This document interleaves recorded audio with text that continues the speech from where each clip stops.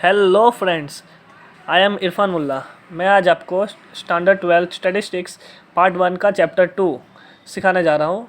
इसके पहले वाले प्रीवियस वीडियो में हम लोग ने सीखा था कि Karl Pearson's correlation method, and part 2 में आज हम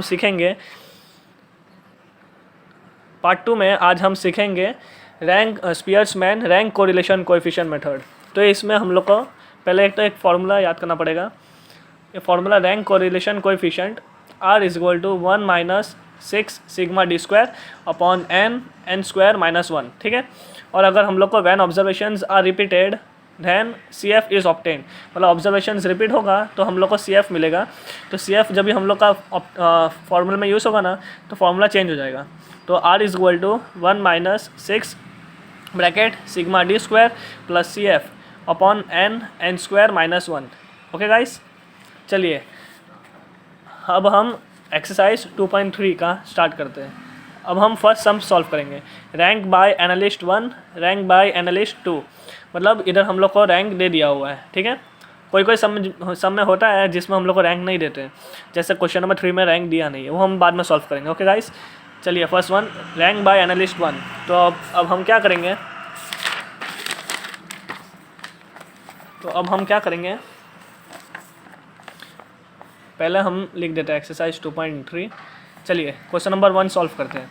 रैंक बाय एनालिस्ट 1, तो अभी हम लोग इधर लिखेंगे RX। अगर रैंक बाय एनालिस्ट 1 दिया है तो RX लिखेंगे, और अगर खाली जैसे क्वेश्चन नंबर 3 में दिया हुआ है पॉपुलेशन, तो इसमें हम लोग खाली X लिखेंगे। ओके गाइस, तो रैंक बाय एनालिस्ट 1 तो RX लिख दीजिए। क्या क्या दिया हुआ है, 5 2 1 4 3 6।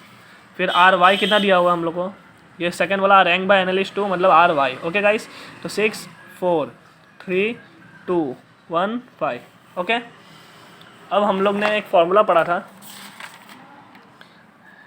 D is equal to RX minus RY, D is equal to RX minus RY। Okay guys, तो हम पहले D फाइंड करेंगे। एक मिनट,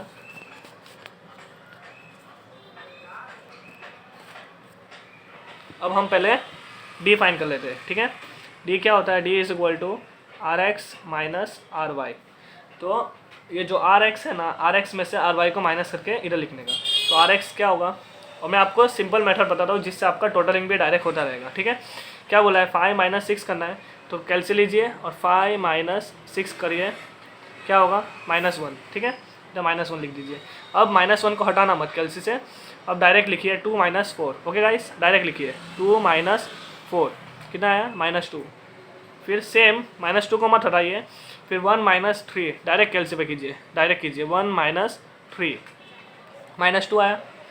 अब ऐसा ही सेम ये तीनों को भी कर लीजिए, ठीक है गाइस। 4 - 2 कितना आया, 2। 3 - 1 कितना आया, 2। 6 - 5। ओके गाइस, 1 आ गया। अब क्या करना है, अभी डायरेक्ट GT बटन होता है ना कैलसी पे, GT बटन या फिर M प्लस वाला दबा सकते हैं। GT बटन दबाइए तो क्या आएगा आपका आंसर 0। और हमेशा याद रखना स्टूडेंट्स कि आपका जो D है ना, D हमेशा आपका 0 आएगा।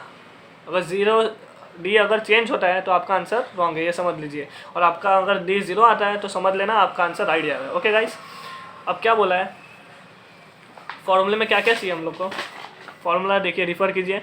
R इज इक्वल टू 1, ये वाला, हाँ, R इज इक्वल टू 1 तो है 6 भी हो जाएगा। सिग्मा D स्क्वायर चाहिए और N तो आपके पास है ही, तो सिग्मा D स्क्वायर चाहिए। तो आपने अभी क्या फाइंड किया, D फाइंड किया, सिग्मा D। ओके गाइस, अब D स्क्वायर फाइंड करना है आपको, तो D स्क्वायर फाइंड किए। D स्क्वायर मतलब ये सबका स्क्वायर करके इधर लिखना है आपको। तो लिखिए कैसे करेंगे, -1 कैलसी पे कीजिए, -1 मल्टीप्लाई -1 कितना आया आपका, 1 आया। ऐसा ही सबका, ये सबका स्क्वायर लिख दिए। और कैलसी से हटाना मत, ठीक है, इजी मेथड है आपके लिए। कैलसी से हटाइए मत, 2 -2 multiply -2। Okay guys, 4।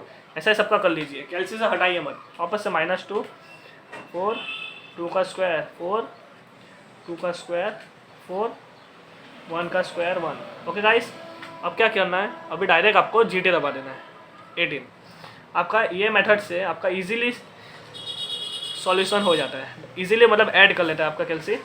Okay guys, अभी फॉर्मूला रिफर कीजिए, फॉर्मूला लिखिए। R is equal to 1 - 6 sigma D square upon N square minus 1। आपका एन क्या है, एन मतलब ये टोटल नंबर्स। ओके गाइस, कितना है टोटल आपका नंबर्स कितना है, 1 2 3 4 5 6, आपका एन 6 है। Okay guys, N is equal to 6। तो अब लिखिए फॉर्मूले में R is equal to 1 minus 6। अब सिग्मा डी स्क्वायर कहाँ मिलेगा हम लोग को, सिग्मा डी स्क्वायर आपने अभी फाइंड किया ना, वो सिग्मा डी स्क्वायर कितना है 18।